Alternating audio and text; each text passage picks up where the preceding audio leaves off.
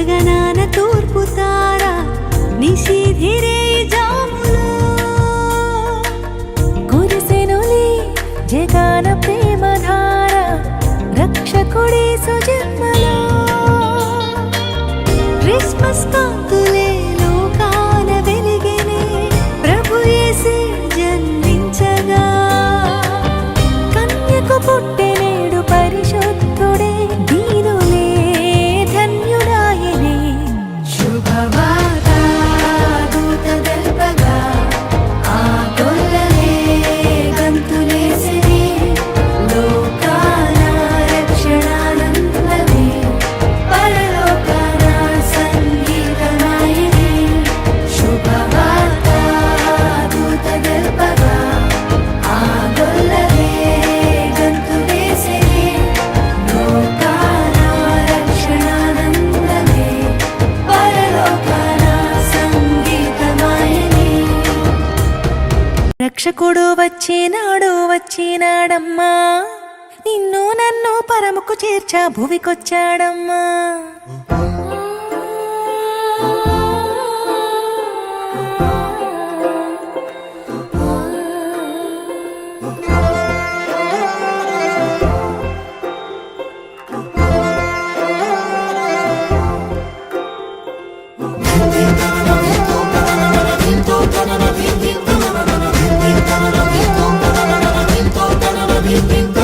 రక్షకుడు వచ్చినాడమ్మా నిన్ను నన్ను పరముకు చేర్చా భువికొచ్చాడమ్మా రక్షకుడు వచ్చినాడమ్మా నిన్ను నన్ను పరముకు చేర్చా భువికొచ్చాడమ్మా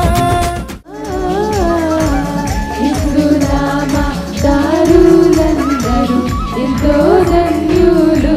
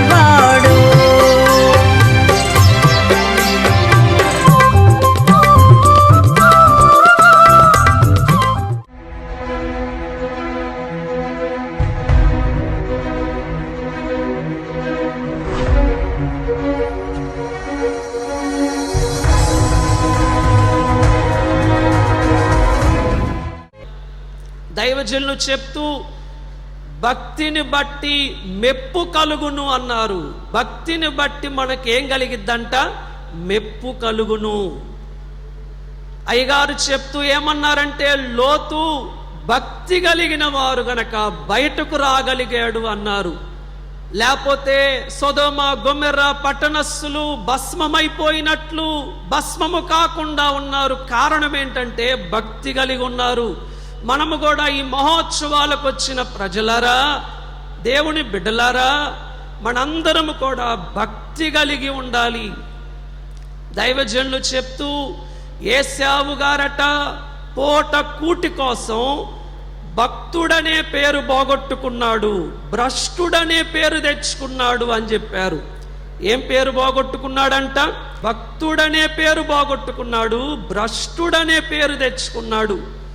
కనుక మనందరం కూడా భక్తి కలిగి ఉండాలి.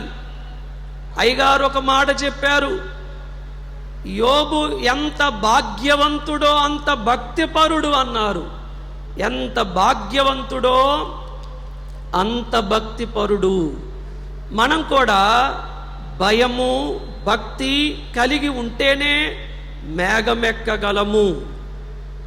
భక్తి భుక్తి కొరకు కాదు, ముక్తి కొరకు అన్నారు. మనందరం కూడా భయము భక్తి కలిగి ఉండాలి అని మీ అందరికీ ప్రేమతో నేను తెలియజేస్తున్నాను. భయము భక్తి మనల్ని వధువుగా సిద్ధపరుస్తూ ఉన్నాయి అని మీకు జ్ఞాపకం చేస్తున్నాను.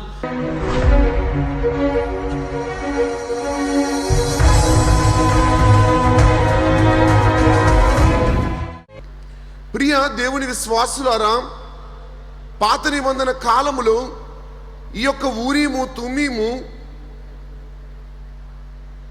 ప్రధాన యాజకులైన వారు ధరించుకున్న వస్త్రములలో ఉండి, దీని యొక్క నిజమైన ఉపయోగం ఏమిటి అనంటే దేవుని యొక్క చిత్తాన్ని తెలుసుకొనటానికి. మన దైవజనులు అన్నారు కదా, సొంత బుద్ధితో మనము దేవుణ్ణి ఎరగలేము. మన స్వబుద్ధిని ఆధారము చేసుకుని మనము దేవుణ్ణి తెలుసుకొనలేము. కానీ మన ప్రవర్తన ఎంతటి యందు ఆయన చిత్తమునకు అనుగుణంగా మనము నడుచుకోవాలని జ్ఞాని అయిన సొలొమోను భక్తుడు కూడా లిఖించిన వారై ఉన్నారు. పాత నిబంధన కాలములో ప్రధాన యాజకుని యొక్క వస్త్రముల్లో ఉన్న ఈ ఊరీము తుమ్మీము క్రొత్త నిబంధన కాలములోనికి వచ్చేటప్పటికి యేసు క్రీస్తు ప్రభువుగా ఈ లోకంలోనికి వచ్చిన ఆ యొక్క పరిపూర్ణమైన వెలుగు సంఘకాలములో పరిశుద్ధాత్మ దేవునిగా, అలాగునని మనందరి యొక్క చేతుల్లో ఉన్న ఈ యొక్క పరిశుద్ధ గ్రంథముగా మనందరికీ కనబడుతుంది. ఈ యొక్క మనందరి చేతుల్లో ఉన్న ఈ పరిశుద్ధ గ్రంథమే మనందరికీ పరిపూర్ణమైన వెలుగై ఉన్నది. దేవుని యొక్క వాక్యము మనందరికీ దీపము, మన త్రోవలకు వెలుగై ఉన్నదని కీర్తనాకారుడు అన్నట్లు, దేవుని యొక్క వాక్యము మనందరి యొక్క బ్రతుకులను మార్చేదై ఉన్నది, మనందరికీ వెలిగిచ్చేదై ఉన్నది. కనుక ఈ యొక్క సంఘ కాలములో పరిశుద్ధాత్మ దేవుడు మీతో కూడా ఉండును, మీలో నివసించును అని ప్రభు తెలియజేస్తున్నారు. మనందరి యొక్క చేతుల్లో ఉన్న ఈ పరిశుద్ధ గ్రంథమే పరిశుద్ధాత్మ తండ్రి యొక్క ఆవేశం వలన, నడిపింపు వలన వ్రాయబడిన గ్రంథమై ఉన్నది. మన చేతుల్లో ఉంటే దేవుడు మనతో ఉన్నట్టు, అలాగుననే ఎవరైతే ఈ పరిశుద్ధ గ్రంథమును పఠించి అనుదినము అందులోని విషయములను వారి హృదయములో భద్రపరుచుకుని ఎవరైతే ఆచరిస్తారో వారి లోపల కూడా పరిశుద్ధాత్మ దేవుని యొక్క నింపుదల కలిగి ఉంటారు.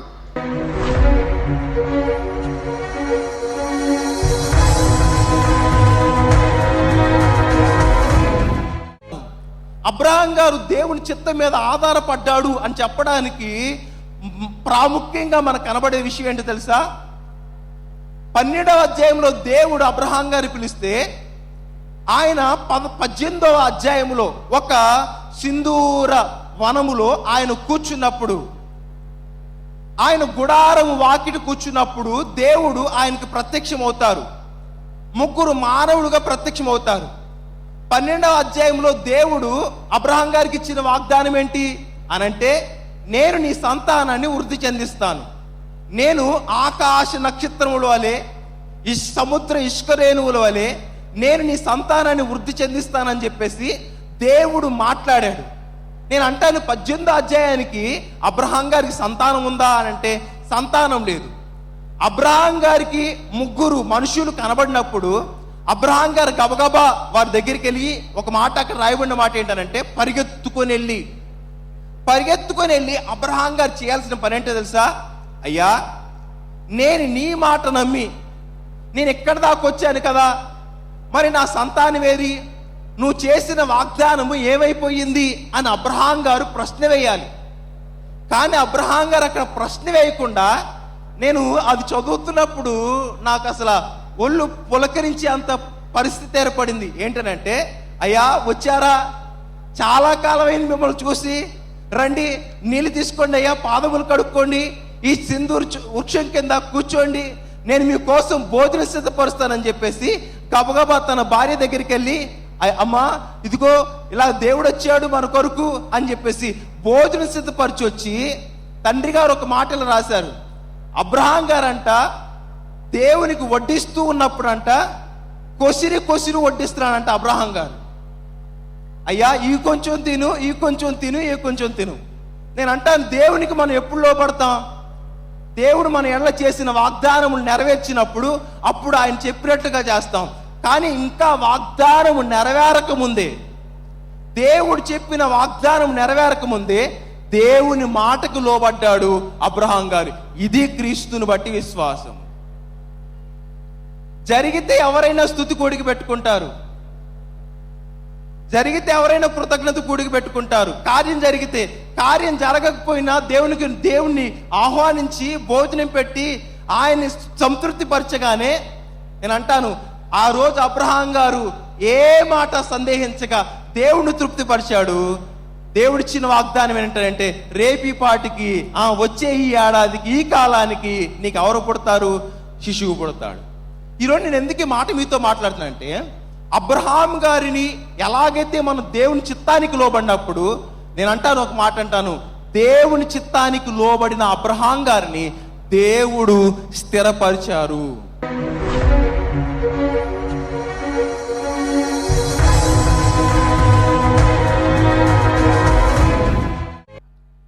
అదుల్లామనున్నది ఒక గుహ అయి ఉన్నది, ఒక పట్టణమై ఉన్నది, ఒక ప్రాకారమై ఉన్నది.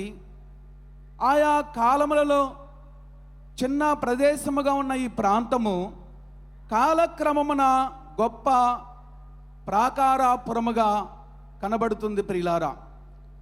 అందుకే చివరకు ప్రవక్తల పుస్తకములలో ఒక ప్రవచన వాక్యముగా మనం చూడగలుగుతున్నాం. మీకు ఆ గ్రంథము 1:15 వచనములో అదుల్లామనగా ఒక మరుగైన స్థలము, అక్షరార్థముగా మనం చూసినట్లయితే దాగడి స్థలమని అర్థము.